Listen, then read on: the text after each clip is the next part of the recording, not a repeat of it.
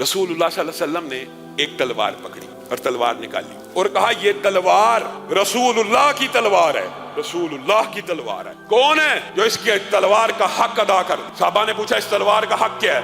کہا اس تلوار کا حق یہ ہے کہ دشمنوں کی کھوپڑیاں اڑاتی ہوئے ٹیڑھی ہو جائے۔ زبیر کھڑے ہوئے، رسول اللہ نے کہا بیٹھ جاؤ۔ ابو دجانہ کھڑے ہوئے، رسول اللہ صلی اللہ علیہ وسلم مسکرا کے ان کی طرف دیکھنے لگے اور کہا دجانہ، ابو دجانہ پکڑ، آج موقع آ گیا ہے تیری جرات اور بہادری دیکھنے کا بھی اور اس تلوار کے حق کو ادا کرنے کا بھی۔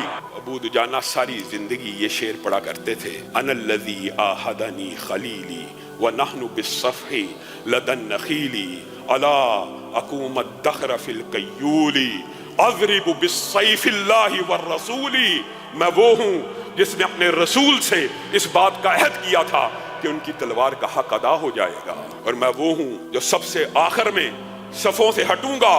میں رسول اللہ کی تلوار کا حق ایسے ادا کروں گا۔ اور کئی مرتبہ یہ جو اشعار ہوتے ہیں دلوں کی دنیا بدل دیتے ہیں۔ آپ مجھے بتائیے، علامہ اقبال کا بعض اوقات میں شعر پڑھتا ہوں جس طرح یہ شعر ابو دجانہ نے کہا اور رسول اللہ صلی اللہ علیہ وسلم سے وفاداری کا جو عہد کیا ساری زندگی یاد کرتے رہے اور ساری زندگی صحابہ اس شعر کو دہراتے رہے۔ آج 1400 برس بیت گئے ہیں، ابو دجانہ کا یہ شعر ہر طالب علم کو یاد ہے۔ یہ ایک حریت فکر ہے جس کے اندر رسول اللہ صلی اللہ علیہ وسلم کے ساتھ کیے گئے عہد کی اور رسول اللہ صلی اللہ علیہ وسلم کی شرم کی اور رسول اللہ کے لحاظ کی اور رسول اللہ سے کیے گئے تمام عہدوں کی پاسداری اور ایسی شرم موجود ہے کہ انہوں نے بھی پھر اس تلوار کا حق ادا کر دیا۔ بات آگے کی ہے لیکن ابھی بتاتا ہوں۔ زبیر کہتے ہیں اللہ کی قسم میں دیکھنا چاہتا تھا کہ تلوار مجھے کیوں نہ ملی، ابو دجانہ کو کیوں ملی۔ میں سمجھ گیا کہ ابو دجانہ کو کیوں ملی۔ کھوپڑیاں اڑ رہی ہیں، گردنیں اڑ رہی ہیں، وہ رسول اللہ کی تلوار کا حق ادا کر رہا ہے کہ